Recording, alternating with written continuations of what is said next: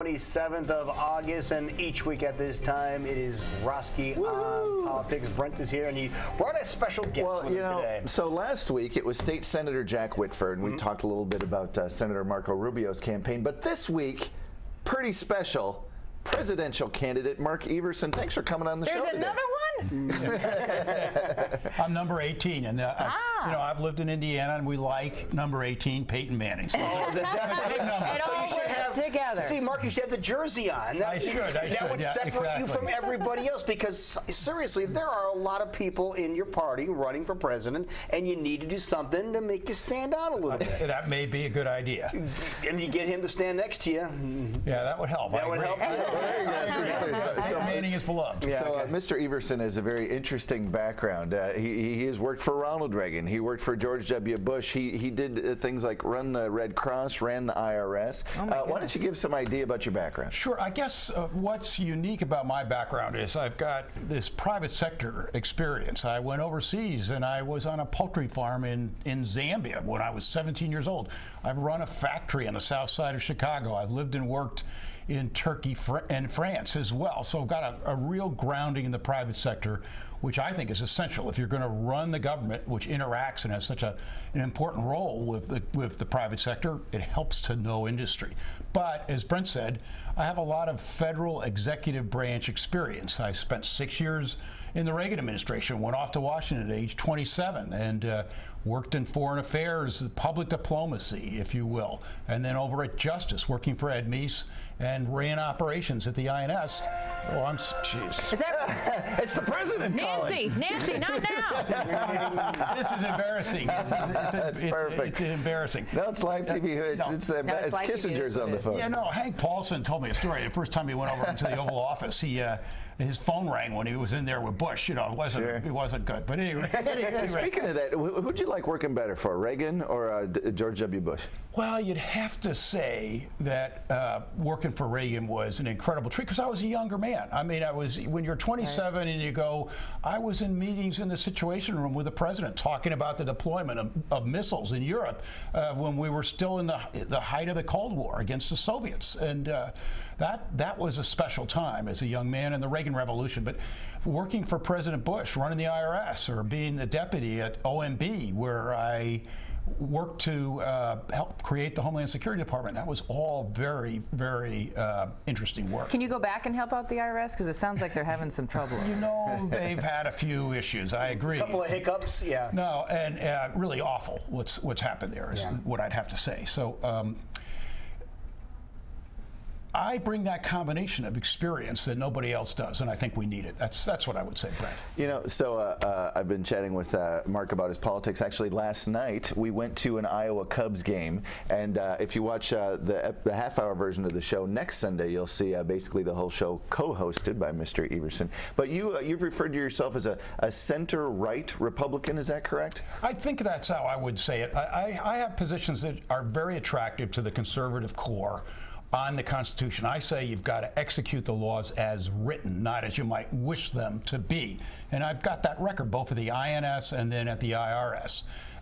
So that should be attractive to those who are true conservatives, are concerned about the ever greater share of power being taken by the executive branch. That's a real concern to me. But I have other positions on immigration or about the big banks that I think are attractive across party lines, and that's important. If we want to win as Republicans, I think we've got to sort of broaden the base a little bit. All right, here we go. Since you said you work for the IRS, and this is one of the issues that a lot of these candidates have taken up, what would you do with the IRS? Would you dissolve it like some are talking? Oh, that's just happy talk to say you're going to abolish the IRS. You need to collect that money to pay Social Security and to run the Navy or the FBI. I mean, you've got to bring in that money. But what you can do, I say, and your viewers can all go to Mark, M-A-R-K, FOR, America.com to see all these positions. But I say we can put in a consumption tax. If we do that, tax on goods and services. You can take 150 million Americans off the income tax rolls. An individual earning $50,000 or a couple earning $100,000 wouldn't have to pay an income tax anymore. You'd leave the income tax in place for about 1 in 7 of the taxpayers. It'd go back to what it was a century ago. Just for the high-end individuals, but at lower rates, and then you can bring down the business rates as well. And that'll make us more competitive. It'll just be cleaner, easier, and frankly, it'll get us past this current IRS mess because a lot of people won't be dealing with the IRS anymore, so it'll sort of clear the air on that. So that's what I propose. But will that be enough income to run everything? Well, yes. That's the nice thing about this proposal in contrast to those of some of my competitors. It brings in, it's revenue neutral. It was developed by a professor at Columbia who was an official in the Treasury Department under the first President Bush. It's been vetted by nonpartisan groups, and it brings in as much money as we get now. That's essential because we've got spending problems, and there's some who put forward, Rand Paul's put a proposal, it's a couple billion or $1 trillion short. Well, that's like a family that's spending too much and the wage earner comes home and says, geez, got great news, guys, I got a new job and it pays less. I mean, that doesn't work. We've got to get in as much money as we get now.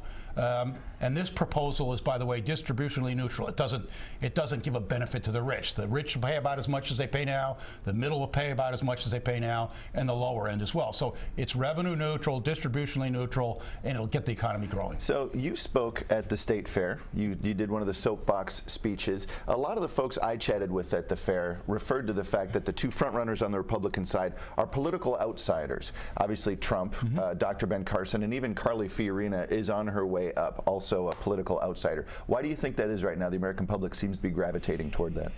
I just think there's a real cynicism. Our politicians, they offer us painless solutions.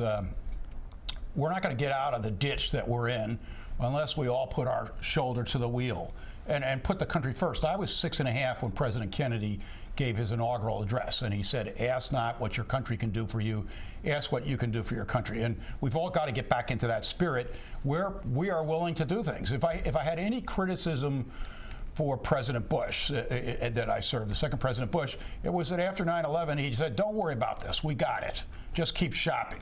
Well, that wasn't the right call. We've got to ask people to sacrifice if we need to do things in this country, but the politicians won't do that because they're afraid that people won't support it unless you just sort of say, and Trump is actually doing this too. He's speaking to people's frustration, but he's just saying, I'll just fix this because I'm Donald Trump. Well, he's not going to fix anything alone. The people have to fix it. Now, you obviously have a very impressive background, a great resume. Why this presidential year are you wanting to run with it being so heavy in the candidate field with Republicans? Sure. Why this year? It sounds like you have great ideas. Wait another term, when it's maybe not so full. Yeah, sure, maybe, but I'll be 61 next month. I've got energy, health, perspective. I've had some great successes. I've had some real failures. I've got the perspective that comes from that journey in life that I think is essential if you're going to take something like this on. And I have a friend. He was a 2-term governor and a congressman before that. And he said to me in January when I was talking about this, he said, the 2 saddest words in the English language are if only. And I don't want to look back in 2 or 4 or 8 years and say, geez, you had these ideas and you wanted to do something and you just stood still, and it got worse. So I'm taking this on. I recognize that it's a long shot, but I think that it's important to do it. And I'm here in Iowa because Iowa and New Hampshire, they play a very important role in our democracy. They surface talent and they thin the field, and I'm playing that game right down the middle. I've been in 30 counties so far, and my plan is to hit them all. Oh my goodness. Yeah, and right before we go, when are you going to be in Iowa next? What are your plans? It'll be a couple weeks. We're going to go take a tour in New Hampshire the next 2 weeks. But I'll be back again before too long. Fantastic. This Sunday's episode of Roske on Politics, you'll see State Fair, more from the State Fair. Lindsey Graham, Santorum, Sanders, Lincoln Chafee, and then the Sunday after that, you'll see Mark Everson here co-hosting the whole episode. So lots to see. It's this Sunday. Perfect. Good job, man. Thank you, sir. There you go. Roske on